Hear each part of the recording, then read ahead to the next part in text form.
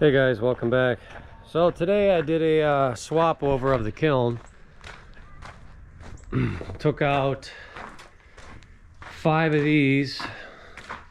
Those 2 are already dry in the back, so 5. All this goes out later this week, this whole row.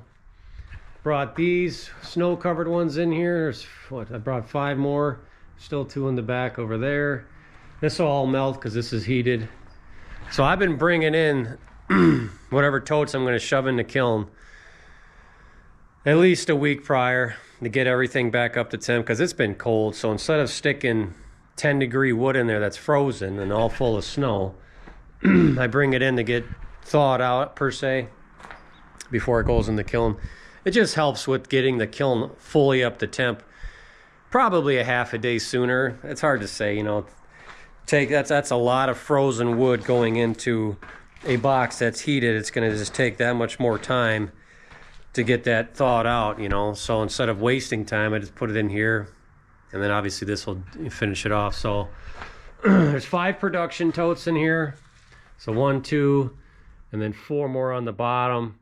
That's a tote of oak, which technically is production, but we're going to burn that in the house. And then a boiler tote.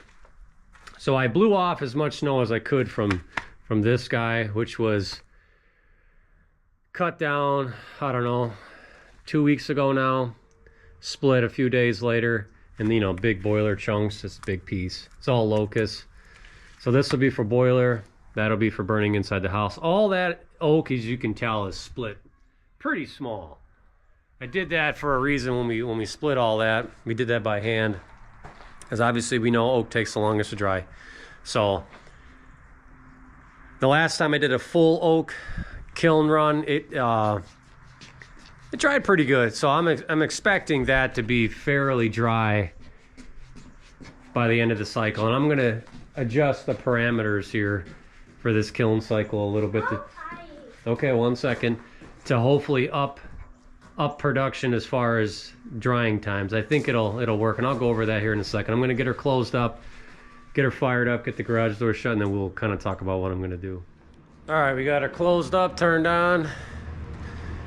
Obviously all this wood has enough heat in it that the heat in the garage here shouldn't run for a while. So let's take a look. I just turned everything back on, so none of these even matter, but they all read. I mean, it's gonna change dramatically. So typically what I normally do is I exhaust. The exhaust vent on this will run non-stop from the time I start all the way to the time I shut her down. And there's no intake. I don't have this open whatsoever for the first couple days, and then I let it do its thing, open when it should and close. But you know, I've noticed by putting in purely fresh wood that's super wet and now frozen and a little bit of snow, I'm not really concerned about the snow. All that'll melt pretty quick, and it's just more moisture in the kiln that's got to come out. That's why I bring it in here, to hopefully get it mostly melted and dried before it goes in there. So now that I got 7 totes in there, and big locust, which is extremely wet, the oak's not so bad. That's kind of why I put that on top. So now I'm going to have way more moisture in there than normal. I don't want it to be, I know, so if it took, now here's the thing, I could just let this thing run like normal. Everything would dry. It just may take a couple extra days, which I really don't want it to take a couple extra days. I want it to just be, you know, run like it should in the same amount of time. Well, there's only a few ways to do that. 1, more heat. 2, more airflow. So what I think I'm going to do is, now I always pay attention to the cycle to make sure everything's working, even though I know it is. There might be a couple days I don't check on it, but I can kind of tell from all my apps I have what's going on, and I know it's working. That intake vent. So what I normally do, after 24 hours, I will have that vent stay open for probably 12 hours or so, because there's so much moisture in there, which is good, because you want everything to get wet and keep seeping away the moisture from the internal. But there's just so much moisture that that exhaust vent can't take it out fast enough. It's not like a high-powered vent. It's slow enough, and it's a vacuum, you know, but it works because it's just dumping steam out when it's up to temp. I do that for 12 hours, give or take, depending on what kind of wood's in there. If it's more seasoned wood, I guess you could say, that's just not ready, I won't do that. And then after that 12 hours of venting, I let it do its thing, and then on day 3, right? Day 3 is starting on day 3 that morning. I have that, I'm gonna do this time and see how it goes. I'll have that vent open more often. What I was doing is like 5 minutes, it would open every couple hours. I'm gonna do 5 minutes every hour for the next 2 days. So the day, you know, 3, 4, and see how that goes. And then I can monitor, you know, the moisture level that's in the kiln and see how that goes. Because the drier I can get the air in there, and obviously the surface moisture of the wood after day 3, 4, I think is huge. So we'll see. I mean, it's an easy adjustment for me to do that. I just got to change the parameters on when that vent opens and closes. Because the least amount of moisture you can have in there come, I think, day 3, 4, or 5, the better. The hotter you can get it, so you're getting more of the internal of the wood hotter to bake out more water. The end result is still always the same. I mean, that stuff is extremely dry. But if I can speed it up a little bit, even 12 hours, if I can speed it up, I mean, this stuff is just, it doesn't get any better than that. It's just dry. So, a lot of maple, elm, might be a couple sticks of oak in there. So, but yeah, like I said, if I can speed this up, you know, a minimum of 12 hours, that'd be huge. It may even be more than that. It's, like I said, it's always about airflow and getting that moisture to wick away at the right time, right process. Getting the internal temp of the wood up above 140 is no problem. I can do that no matter what.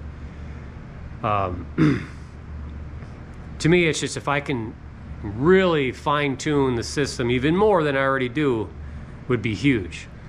The more I can get this thing dialed in, the better it's going to be when I build the next one. So, and I'm pretty sure I already have a really good idea what I'm going to do for that, but I'm going to try this new setting and see if that works. I'm pretty sure it's going to work. Now, yes, inducing, you know, fresh air is going to, you know, cool it down a little bit, but that's okay. It's cool, drier air. Yeah, there's gonna be some moisture in here now because of all this, but it's just, there's so much. I mean, you open this thing like on day 2 or 3, it's like a hot sauna in there. It is, or steam room, I should say. It's not a sauna, that's dry, but steam room, it's so moist in there. I mean, if you were in there for 5 minutes, you'd come out and you'd be wet. And that's not the kind of wet I want to be as far as wood moisture. I mean, it's like slimy, you know. Anyways, so I'm going to try that. I mean, the boiler's been running good. You know, that's another thing, keeping the boiler, you know, fed, which is not that hard to do. I just throw enough in there and it's good to go. Because if you don't let, you know, keep the boiler up to temp, I mean, the kilns, that pulls heat nonstop. So yeah, we'll see how that goes, and I'll follow up with you, you know, in a week or so and see how it goes. But on to the boiler. So yesterday, my brother and I, we cut down a bunch of dead trees. You know, some are already laying down. We just cut them up to boiler size wood. So yeah, they're full of snow, no big deal. It's all ash. Got that one, this one. This one was 3/4 full. So this is how much we've gone through in pretty much a day and a half, and I've loaded it this morning already. So brought over this tote. This was cut from the processor a little over a week ago, so it's obviously wet. But what I've been doing is throwing half a load of that, and then I throw a bunch of this in there, and by the time this comes down, it's bone dry. So, because like I've said in the past, my boiler wood inventory is not high. So, well, yes, I could just chuck all this in there, you know, but I don't want to do that. That's all production stuff. So yeah, I think for the rest of the year, besides cutoffs from the boiler or from the processor, we'll continue to be going right into that girl there. And I have, you know, a good amount. So every kiln cycle, from moving forward, I'm gonna put a load of oak in there for the house, and a boiler tote as well. But that way I'm still drying 5 totes of production, which is already all sold. And hopefully I can fine tune the system to keep up the timing, so I don't have to go an extra day or two to get that moisture out of there to get the wood dry. Now, I don't really care how dry the boiler stuff gets. Obviously that is not going to be as dry as the production. It's way bigger pieces, but I just need to knock it down like 10%. That way I don't have to have, you know, be cutting, you know, dead ash trees or elm trees that are dead to get the fire going. I can just chuck that in and it'd be fine. Now, if I have a good coal bed in that boiler, it wouldn't matter, you know, just kind of throw it in. But I'm all about efficiency, so if the wood is dry in there, it gets up to temp so much quicker, and you're saving the wood versus throwing in wet wood. It's just burning all, it's trying to, you know, in a burn cycle all day to get back up to temp, so you're actually going through more wood. It may not seem correctly, but that's what I found with this boiler. So, because when I have dry wood in there, within 5 minutes, she's back up to temp. Wet wood, it could be 25-30 minutes, and that's not efficient. I need it to get back up quick to keep the kiln up the temp and to stay up there and to keep climbing. So so I got that boiler figured out, no problem. That's not an issue. It's just having enough dry wood to keep it going, because I thought I was going to be done drying in the kiln, you know, in about 2 weeks, but orders keep coming in and I got to continue to dry, which is fine. I'm still getting ahead. I'm still piling for next year. You know, that brute force makes so much wood so quick that I can make enough to keep going in here and then to keep stockpiling inventory for next season. So, and she's running good, so no complaints there. I'm going to put her in the garage here. I should be done with her. You know what? I probably got to get the garbage cans. I try to keep it inside, and I think we're supposed to get freezing rain for the next couple days here, which kind of sucks because all that wood is still sitting there. I mean, we've been pulling from it, as you can tell. Wood's in that trailer. I got to get that out for the delivery coming up. So yeah, I mean, it's really not that bad. The last couple days it's been cold, but today right now it's in the 30s, but like I said, we're supposed to get freezing rain, which is not ideal, but it is what it is. It's winter time and we live in Wisconsin, so it's par for the course. But yeah, make a little adjustments on the kiln. Boiler's running good. I did do a full clean out on it yesterday. I feel like it's running a little bit more efficient now. I never did the chimney stack, which, because anytime I would glance down in there, it looked good. I could just tell that it wasn't blowing out as fast or as hard as it used to be. It's just, I'm just like, eh. But I couldn't see the bottom of the chimney pipe where it actually connects to the channels in there. So I shoved the thing in there, you know, on the drill and cleaned it out, and it seems to be a little better. I don't know. So yeah, stay tuned. I'll follow up in a week or so when I pull that load out and let you know how my new parameters did, if they worked or not, and if they did, great. So yeah, everybody, I hope has a Merry Christmas. I think when you guys watch this, it should be the next day, give or take. So, but yeah, our family's doing good here. Hopefully you guys are as well. But as always, guys, keep earning.